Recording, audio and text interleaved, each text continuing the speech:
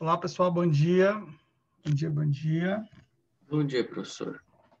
Tudo bem? Dia, bom dia. Bom dia a todos, estamos escutando, não é isso? Boa segunda-feira a todos, bom início de semana. Espero que todos tenham passado o final de semana. A câmera desligou. Que estejam em saúde, todos em casa. É isso, bom dia, Samuel.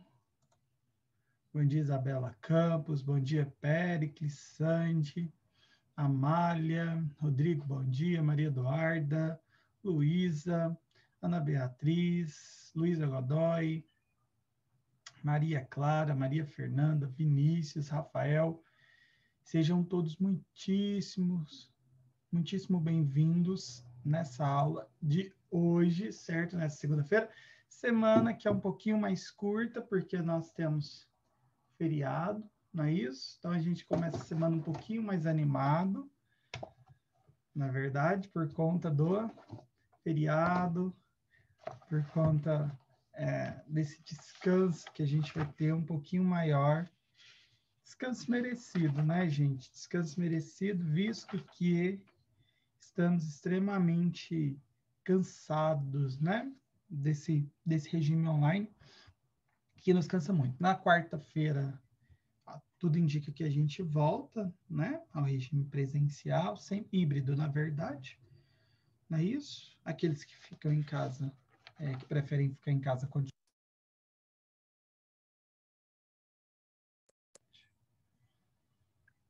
essa câmera minha hoje, gente.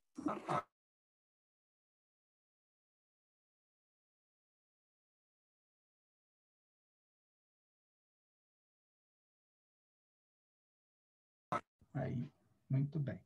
Bom, pessoal, na aula passada, não sei se vocês lembram, nós estávamos concluindo aí os exercícios que fizemos, os exercícios propostos, perdão, pelo livro, na página 53 e 54 do livro de vocês, do livro verdinho, na língua portuguesa, o volume 2.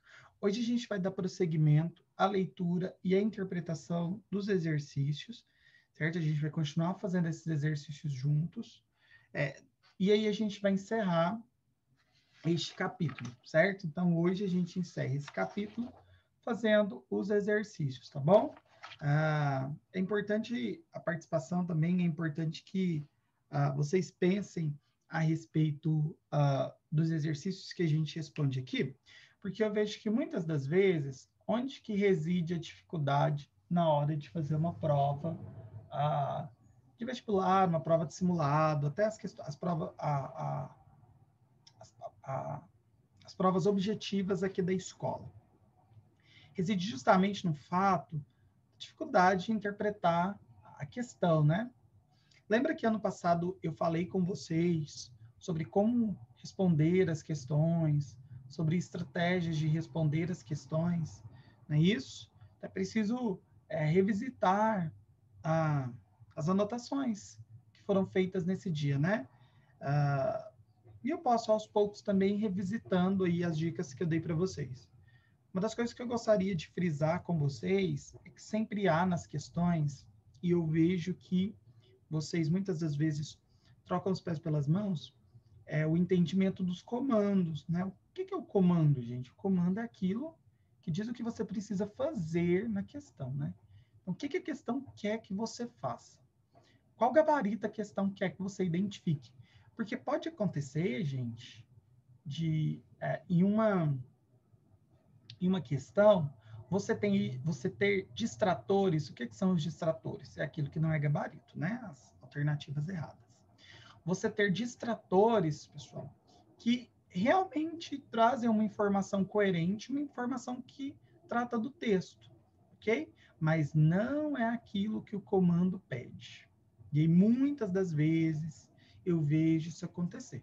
Trazer coisas que o comando não pede, né? Isso, Luísa, é o enunciado. No enunciado você tem o comando. Ou então, trazer quando é uma questão dissertativa, trazer somente parte daquilo que o comando pediu.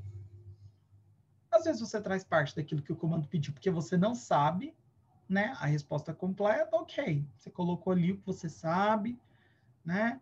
Pelo menos um pouquinho você vai ter. Mas muitas das vezes você sabe a resposta completa e você não coloca porque você se perde ali no comando. Então, isso é muito importante.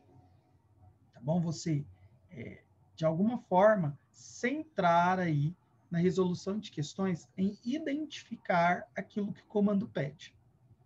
E como toda questão, vocês sabem, nós temos também um texto motivador, né? Às vezes um texto de linguagem verbal, às vezes um texto de linguagem não verbal, às vezes um texto de linguagem mista.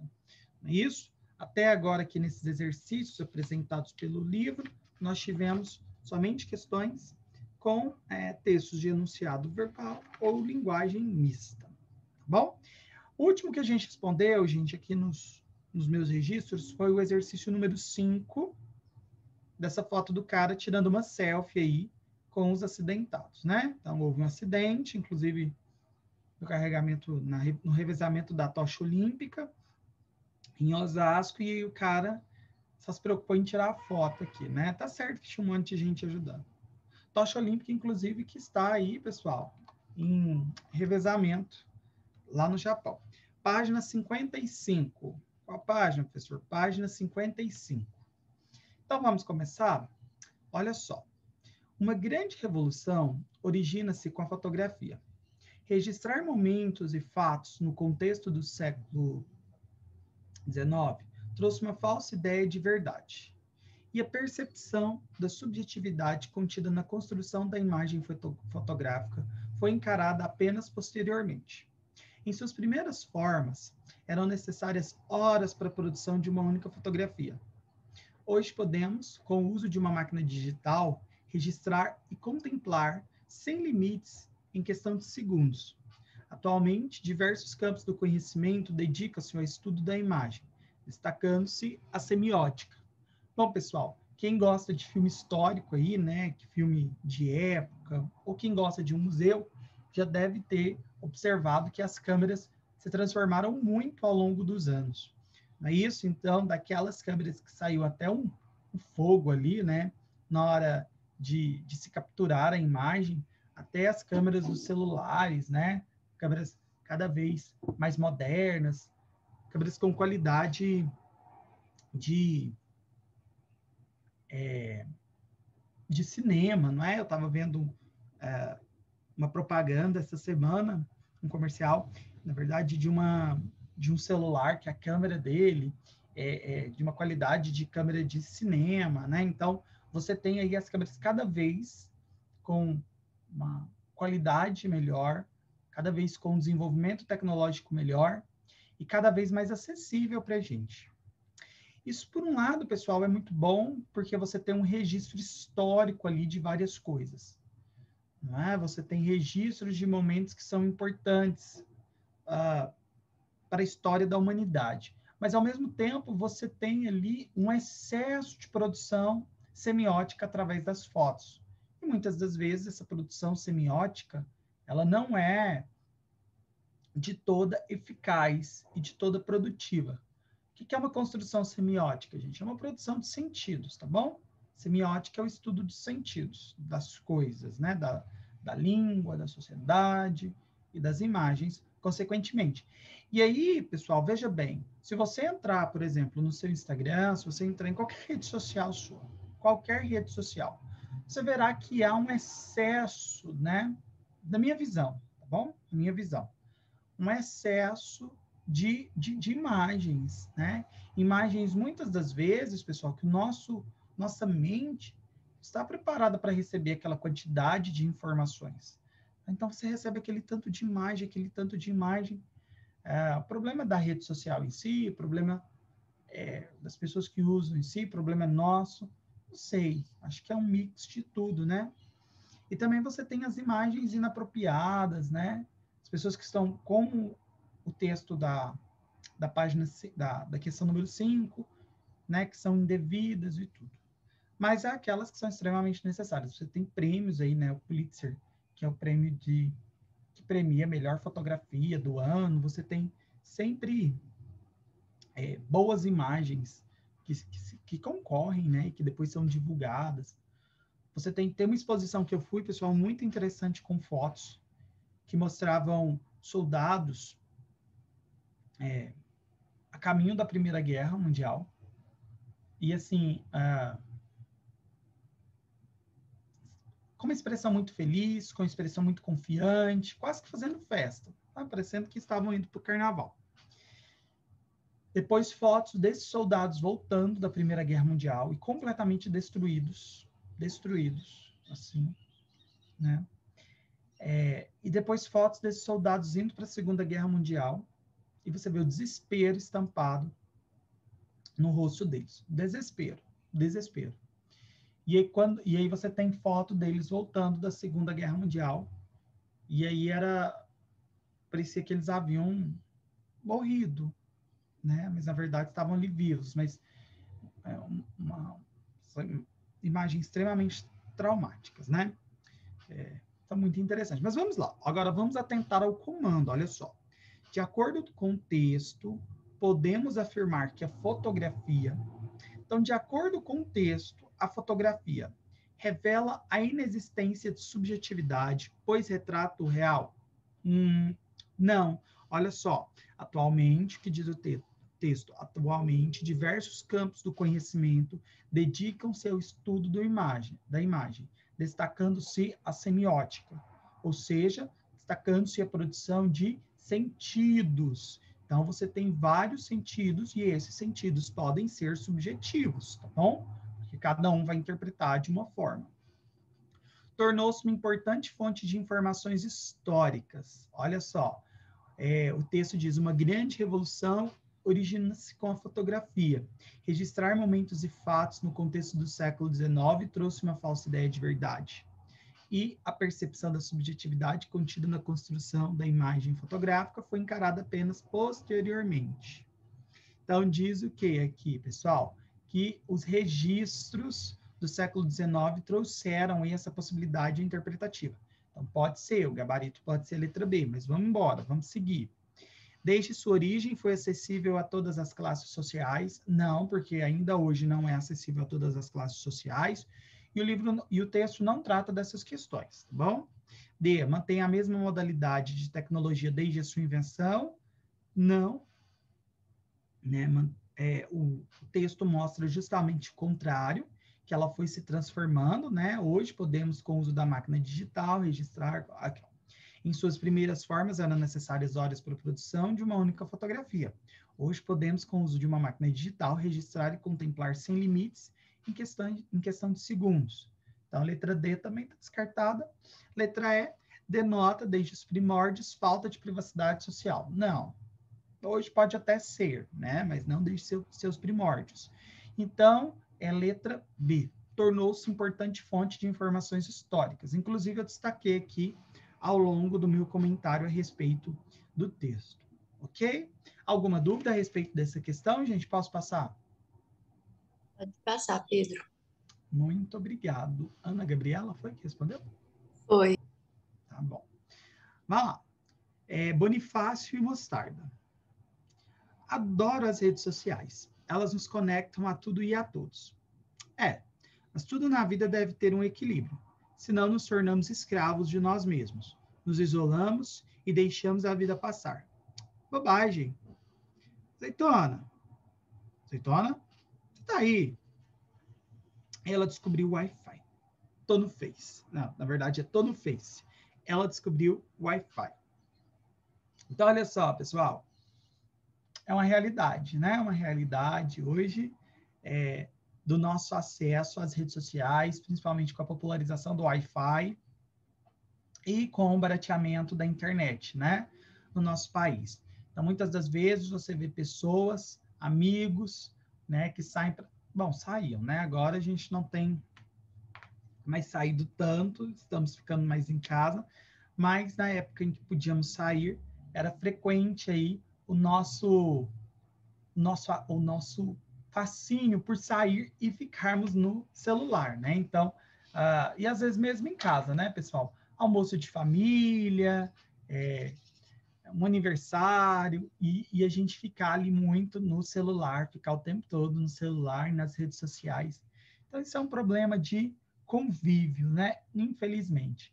E aí você tem essa HQ, é uma tirinha, né? Ela fazendo essa crítica, né? E os animaizinhos já percebendo. E aí ela diz o seguinte, olha só, a partir da tirinha pode-se afirmar que isso aqui é uma questão muito comum em vestibulares, então você precisa encontrar as afirmativas que são corretas, né? Que diz respeito na discussão possibilitada pela tirinha, tá bom? Então, olha só, a internet faz com que as pessoas leiam menos? Não, você não tem nenhum tipo de informação aqui a respeito disso, de que a internet faz com que as pessoas leiam menos. Na verdade, eu acho que as pessoas leiam até mais por conta da internet. Não é isso? As redes sociais levam as pessoas a uma interação perfeita? Não. É muito pelo contrário. Você viu ali chamando azeitona, azeitona no vinho, azeitona, azeitona, e aí o azeitona estava no Face. Isso acontece muito, né? Tenho certeza que já aconteceu com vocês. Vocês chamarem alguém 1, 2, 3, 4 vezes e a pessoa não responder porque ela está ali envolta das suas atividades no celular, né? Nas redes sociais.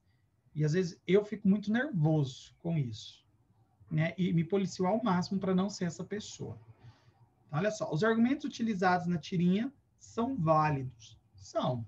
Os argumentos utilizados na tirinha são válidos, né? E eles foram ilustrados.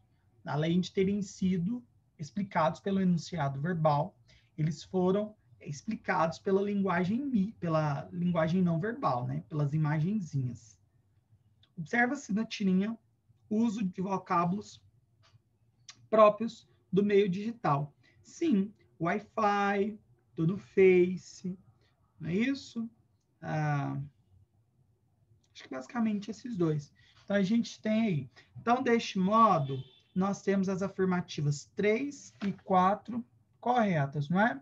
E aí pergunta, né? É correto o que se afirma em letra D. 3 e 4 apenas. Letra 3 e 4 apenas.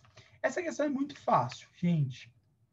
Vamos falar a verdade, né? Essa questão aqui seria uma ótima questão para cair nas provas de vocês, porque vocês ganhariam tempo, vocês acertariam, né? Não ficariam aí presos em uma questão por muito tempo e ainda correndo o risco de, às vezes, se cansar e não conseguir fazer outras questões. Agora, você já tem aí uma outra, que é a questão da página 56, a questão número 8, que traz um texto enorme, né, gente? Essas questões com textos muito grandes, pessoal, a gente tem que desenvolver estratégias para responder essas questões, de modo que a gente não fique tanto tempo nos textos. Felizmente, apesar de serem textos maravilhosos, é começar pelo enunciado, é começar pelo comando, né? Então, você, antes de ler o texto, a gente vai ler o enunciado para ver o que esse enunciado quer que a gente identifique no texto. Olha só. De acordo com o texto, a maioria da humanidade nem sonha com as imensas possibilidades disponibilizadas pela moderna tecnologia digital. Por quê? Olha só. Então, a gente vê que o texto afirma que há imensas possibilidades disponibilizadas pela moderna tecnologia digital, mas a gente ainda nem sonha em tudo que a tecnologia digital pode nos proporcionar, né? Um texto mais antigo, de 2013, provavelmente muitas coisas do que ele traz já se concretizaram. Então, vamos lá, ó. O encéfalo humano, que reúne dentro da caixa craniana o cérebro, o cerebelo e o tronco, até prova em contrário, o pedaço de matéria orgânica mais complexa em todo o universo conhecido. Muitos consideram o encéfalo uma espécie de apogeu da evolução da vida, mas não deixa também de ser um triunfo da história da matéria que compõe o próprio universo. Quase todos os átomos da tabela periódica foram gerados por nucleossíntese atômica no interior de antigas estrelas, que depois explodiram como supernovas, liberando essa matéria que, então, pôde reorganizar-se em novas estrelas, agora com planetas e moléculas de todo tipo. Sobre esse substrato material, a vida surgiu e se desenvolveu, pelo menos na Terra. Não podemos resistir à poética observação do astrônomo e divulgador da ciência, Carl Sagan, acho que fala, quando explica que somos basicamente a matéria das estrelas, contemplando a si mesma. O tecido nervoso difere de todos os outros na medida em que, nele, a diferenciação é a regra. A mente humana é um amálgama das diversas funções cognitivas do encéfalo que, além das sensações e movimentos, envolve atenção, processamento visoespacial, funções executivas, emoções, sem se esquecer da memória e da linguagem. Homo sapiens adquiriu essas capacidades ao longo da evolução por seleção natural. Darwin aí, né, gente, inclusive. Uma preocupação crescente nos últimos anos é saber como o encéfalo humano está lidando com o novo ambiente onipresente das tecnologias digitais de comunicação, que, muito embora tenha revolucionado nossas vidas, cada vez consomem mais tempo e envolvimento das pessoas, pelo menos daquelas que têm condições financeiras de acessá-lo. A maioria da humanidade nem sonha com isso. Então, olha só, pessoal, vamos ler esse trecho de novo, atentos ao enunciado, olha só. Uma preocupação crescente nos últimos anos é saber que o encéfalo humano está ligado com o novo ambiente onipresente das tecnologias digitais de comunicação, que, muito embora tenha revolucionado nossas vidas, cada vez consome mais tempo e envolvimento das pessoas, pelo menos daquelas que têm condições financeiras de acessá-lo. A maioria da humanidade nem sonha com isso. Olha só, então você tem uma questão socioeconômica levantada, né? As pessoas, muitas delas não sabem aí dessas imensas possibilidades que a internet nos traz, que a revolução tecnológica, na verdade, nos traz, porque não tem acesso devido a uma questão socioeconômica.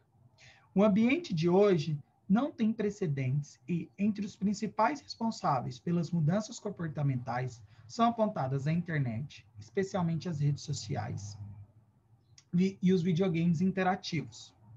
Embora haja aspectos positivos nestes recursos, suas limitações ficam exacerbadas com o uso prolongado, que também promove o estresse e, ao mesmo tempo, a dependência, análogo ao efeito de drogas. O chamado de transtorno de dependência da internet pode entregar a próxima edição do Manual dos Transtornos Psiquiátricos. Muitas pessoas aí que são realmente viciadas em jogos eletrônicos, né? Pode ser que tenha alguém aqui, né, que tem esse vício em jogos eletrônicos, gente. Ele já é considerado aí uma síndrome, né? Ele já é considerado um transtorno psiquiátrico e tem que cuidar. É lógico que jogar pode ser uma ação desenvolvida no cotidiano de vocês, mas o excesso, o vício, né? Tudo isso é muito perigoso, tem que cuidar. Então vamos lá, olha só.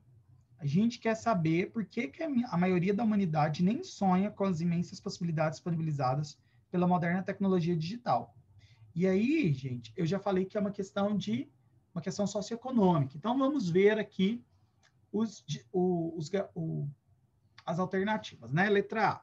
Em países onde a pirâmide etária registra predominância de velhos, o acesso a esses benefícios torna-se limitado pela incapacidade desses usuários de se adequarem às novas tecnologias. Não, né, gente? Não fala nada disso no texto. E, além do mais, esse distrator é extremamente etarista, né? Que é o preconceito contra as pessoas mais velhas. Visto que as pessoas mais velhas têm capacidade, sim, de aprender, mãe. Elas têm a capacidade de se adequarem, sim, às novas tecnologias. Quem aí tem um avô, uma avó, né, ou ambos, que mexem em tudo nas redes sociais? Os meus, por exemplo, mexem em tudo nas redes sociais, sabem de tudo, de WhatsApp, de Facebook, de Instagram. Às vezes precisam de uma ajudinha, né, mas quem não precisa? Então, letra A, descartada. Letra B. O processo de exploração imperialista levou à debilitação física das populações, dominadas nos continentes africano e asiático, facilitando o reaparecimento de doenças consideradas letais. A exemplo, a AIDS. Nossa, que horror, né? Que horror. Questões absurdas, né? Essas daqui. Então, você não tem, gente, essa debilitação física das populações. Nossa, eu acho isso péssimo. Bom, e muito menos o surgimento da AIDS veio dessa debilitação física ou dessa involução, dessa regressão dos corpos, né? C. O seu uso continua a ser profundamente condenado pelas igrejas cristãs, sejam católicas ou não, bem como pelos líderes de religiões afrodescendentes, estejam ou não sediados no continente africano. Não. Inclusive, agora na pandemia, o que a gente mais viu foi culto online, missa online. É tudo online, né? Então, nada a ver. D. A sua prática exige do usuário um alto grau de conhecimento científico, tanto do sistema quanto do equipamento, o que reduz o número de pessoas que se beneficiam de seus recursos. Olha, essa questão aqui é interessante, essa alternativa é interessante, porque a gente precisa, sim, de um conhecimento para manipular, né, para mexer nas redes sociais. Mas não é um alto grau de conhecimento científico, não. Você tem que saber ali as operações necessárias para que você manuseie ali essa tecnologia. Principalmente se você for um usuário comum como eu. Se você não é um desenvolvedor e tudo, né? Então, também equivocado. Agora a letra E. Então, acho que, né, é essa. Os desequilíbrios sociopolíticos e econômicos aprofundados durante o imperialismo industrial mantiveram-se ao longo do processo de descolonização do segundo pós-guerra, ampliando o distanciamento entre as populações que podem e as que não podem usufruir daqueles recursos. Com a letra E. Então, gabarito é a letra E, né, como eu já havia comentado com vocês, o texto aponta que a dificuldade no acesso a essas tecnologias digitais, principalmente as de informação, dizem respeito a um desequilíbrio que a gente tem socioeconômico. Inclusive, eu já trouxe alguns dados para vocês em uma aula, né, falando a respeito disso. Tá bom? Mariana, você diz mais ou menos, você estava dizendo em relação ao quê, querida?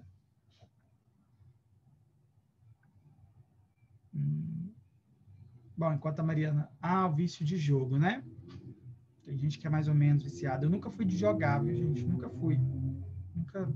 Isso nunca foi uma coisa assim que me prejudicou, porque eu realmente nunca me envolvi em jogos. Bom, alguma dúvida em relação a essa questão número 8? Alguma dúvida? Pessoal, apesar de ser um texto longo, um texto que exigia de vocês, às vezes, um tempo de leitura maior, era uma questão simples, né? É uma questão simples de ser encontrada o gabarito. Não achei uma questão complexa. Agora, a questão número 9. O Twitter, com sua simplicidade, é uma excelente ferramenta para desintermediar qualquer veículo ou mídia. É uma maneira de você e sua empresa estarem em contato direto com seu público-alvo. É como o e-mail marketing, só que com opt-in, termo empregado para as regras de envio de mensagens que definem que é proibido mandar e-mails comerciais, spam, a menos que exista uma concordância prévia por parte do seu destinatário. Quando eu escolho seguir uma marca no Twitter, dou um opt-in natural para receber informações dela. Se não quero mais receber tais comunicados, simplesmente paro de segui-la. Simples assim. Explica Conrado Adolfo no livro Os 8 P's do Marketing Digital. Bom, pessoal, as redes sociais como um todo têm se tornado uma ótima forma de comunicação entre as empresas e o público-alvo. Tanto é que um dos ramos que mais tem crescido dentro do marketing é o marketing digital. Então, se você quer trabalhar com publicidade, com propaganda, se especializar em marketing digital, gente, é uma ótima escolha, no sentido de que esse ramo tem crescido bastante, né? Então, principalmente agora durante a pandemia, né? O marketing digital e as formas de interação que esse marketing digital nos permitem é o que tem feito com que as empresas continuem movimentando aí a sua receita, mesmo com o rodízio aí no funcionamento do comércio. Isso, então, é uma profissão que vocês podem pensar a respeito. E aí, olha só, o Twitter, né, que é uma das redes sociais que eu menos utilizo, não sei se vocês utilizam muito o Twitter, mas o Twitter movimenta muito. Você quer saber das coisas, você vai lá no Twitter, você fica sabendo de tudo, né? Mas é uma das redes sociais que eu menos utilizo no sentido de interagir com as marcas. Então, eu realmente eu não interajo com as marcas. A Giovana disse que aquele lugar é muito ruim, que Deus abandonou a humanidade ali. Todo mundo se odeia. É só, eu sigo as pessoas que eu gosto, né? Assim, aquelas pessoas que comentam coisas que eu gosto. Mas eu sei que eu crio uma bolha, né? Que realmente é um lugar extremamente complexo, extremamente difícil, né? Lugar de muitas tretas, muito bem lembrado, Giovana. E aí, gente, é o lugar que eu realmente menos entro em contato com as marcas e fico ali só vendo as fofocas e tudo que está rolando no dia a dia, né? E aí diz o seguinte, olha só, as novas ferramentas de comunicação incluíram também novas características aos gêneros textuais da atualidade. No conjunto dessas características é possível destacar no texto. Lembra que eu falei para vocês do hipertexto, que eu falei para vocês da intertextualidade, que eu falei para vocês que um texto vai levando a outro, não é isso? Que a gente tem os hiperlinks, né? E que você tem aí uma teia, pessoal, de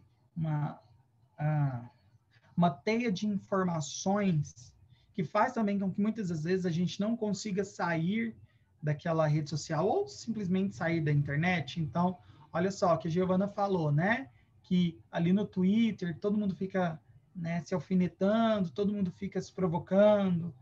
E isso é uma forma de nos mantermos mais tempo, da rede social em si, de manter a gente mais tempo ali no seu uso, e também da gente, né, se interessar mais por ela, infelizmente.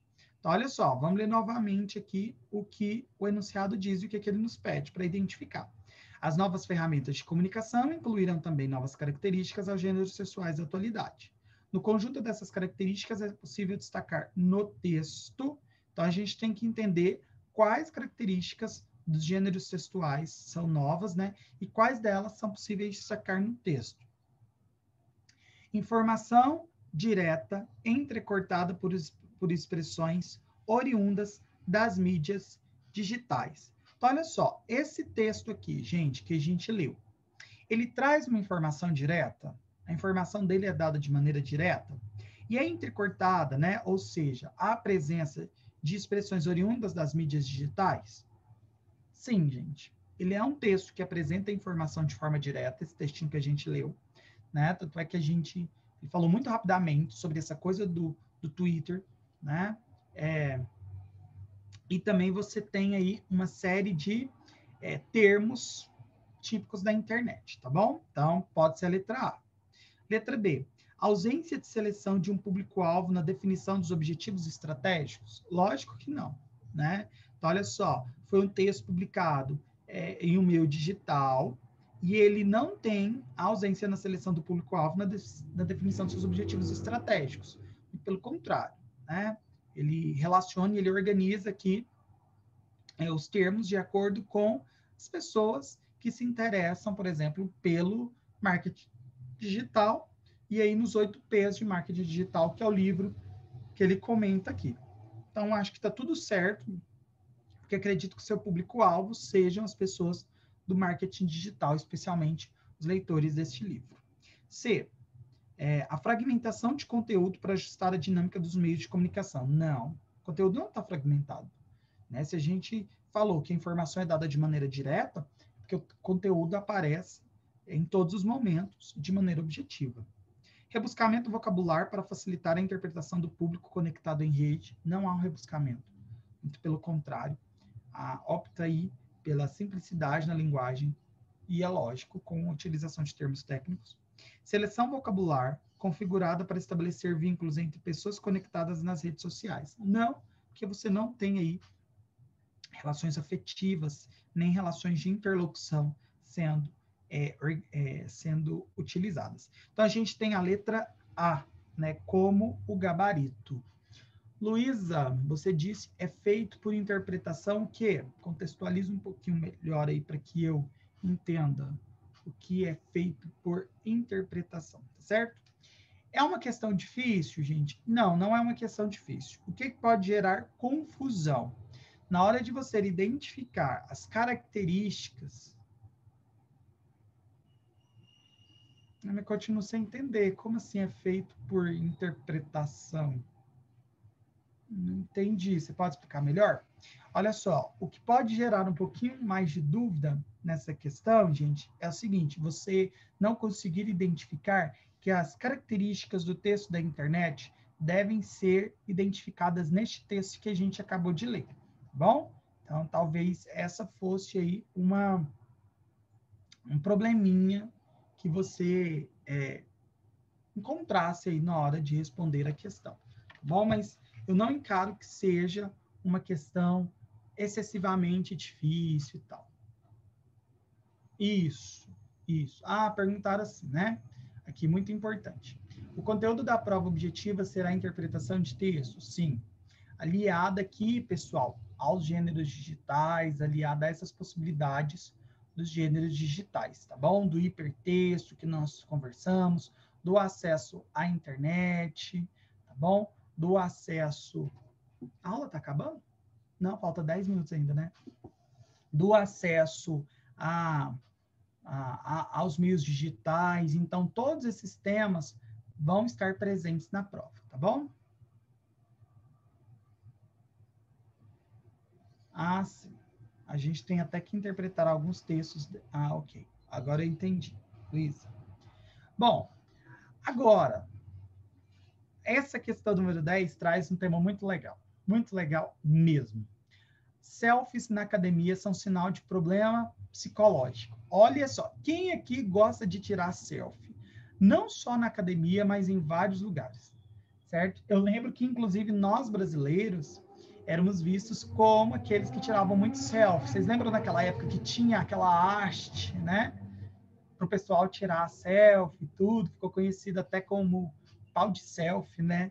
E aí todo mundo, assim, você ia nos lugares... Professor, Ah, eu tinha perguntado um negócio aqui pro senhor, mas eu queria saber se o senhor passou alguma tarefa para semana que vem, no caso. ainda não. Ah, tá, Ainda não, obrigado. tá bom? Então, olha só. E aí você tem as pessoas que tiram selfie em todos os lugares.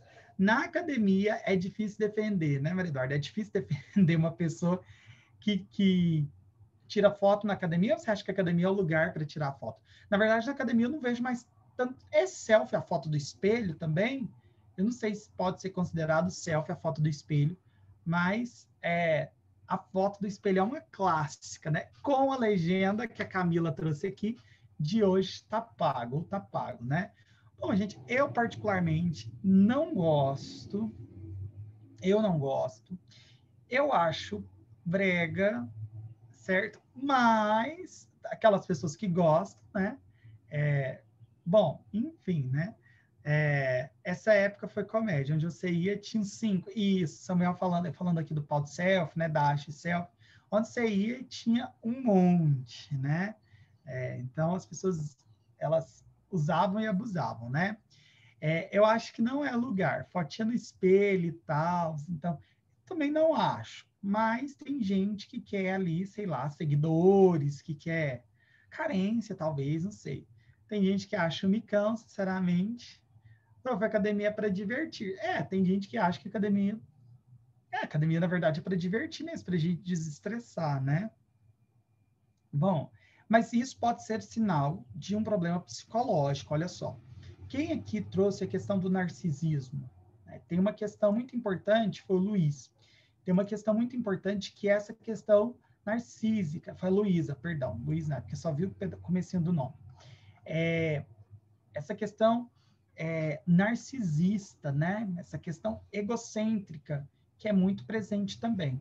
Visto que a pessoa, ela tem um culto ali ao corpo, certo? Então, ela ela cuida excessivamente do seu corpo e se envolve em alimentação e prática de exercícios físicos voltadas simplesmente para a beleza do corpo, há problema em se alimentar bem e praticar exercícios físicos regularmente? Não, isso é excelente.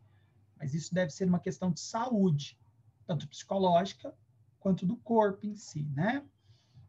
Agora, há pessoas que fazem isso simplesmente pela beleza, né? E aí se entopem de remédios, se entopem de suplementos, muitas vezes práticas de exercícios físicos que causam a exaustão e a fadiga corporal, e isso durante muito tempo pode ser prejudicial à saúde. E aí, pessoal, a questão da foto pode sim ser um problema psicológico. E aí,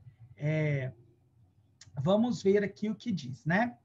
Estudo traçou o perfil psicológico das pessoas que optam por publicar determinados tipos de conteúdos nas redes. Pessoas que usam o Facebook com frequência para fazer posts sobre dietas, rotinas de treino e conquistas na academia tendem a ser narcisistas, revelou o estudo conduzido por psicólogos da Brunel University London. Após uma série de entrevistas com mais de 500 usuários da rede de Mark Zuckerberg, os pesquisadores constataram que o hábito de postar selfies praticando exercícios é motivado por uma grande necessidade de atenção e de validação da comunidade do Facebook. Olha só, atenção e validação da comunidade do Facebook. Então, as pessoas querem a aprovação daqueles amigos em comum, querem a aprovação dos grupos aos quais fazem parte. Este comportamento foi diagnosticado pelos estudiosos como transtorno de personalidade. Olha só que sério. Outra constatação do estudo foi a de que pessoas com baixa autoestima atualizam mais vezes o seu status de relacionamento no Facebook e postam mais fotos com seus parceiros. Né? É uma conquista, né? Tô casado, tô namorando, tô noivo, tô amarrado, tô, sei lá, algemado. As pessoas adoram utilizar esse tipo de adjetivo, esses adjetivos para substantivar, né? Substantivo, na verdade. Para substantivar as relações amorosas, para adjetivar também as relações amorosas. E aí, pessoal, isso é sinônimo de de baixa autoestima, né? Como diz aqui o texto. Segundo os pesquisadores, essa é a forma que as pessoas inseguras encontram de fortalecer os laços e dar mais consistência aos seus relacionamentos. Então, assumir publicamente para um número maior de pessoas, quase que um contrato, né? Um contrato que você assume com o seu parceiro, a sua parceira. Não é isso?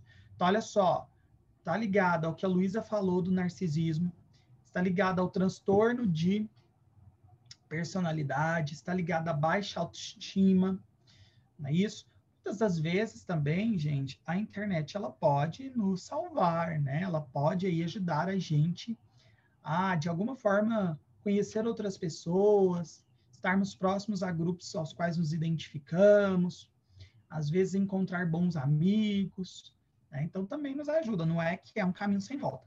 Agora, caminho ruim, perdão. Agora, a foto da academia é realmente um assunto polêmico, né?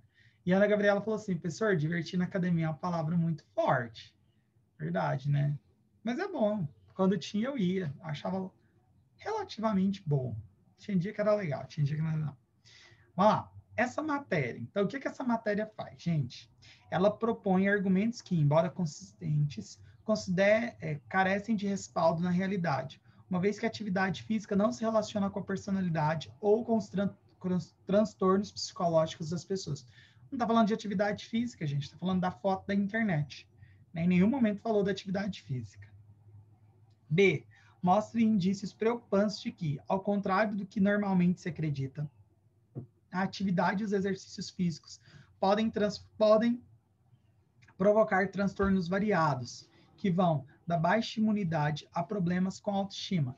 Mais uma vez, não está falando dos exercícios físicos, não fala que os exercícios físicos são prejudiciais aí para a gente, tá bom? Fala da foto.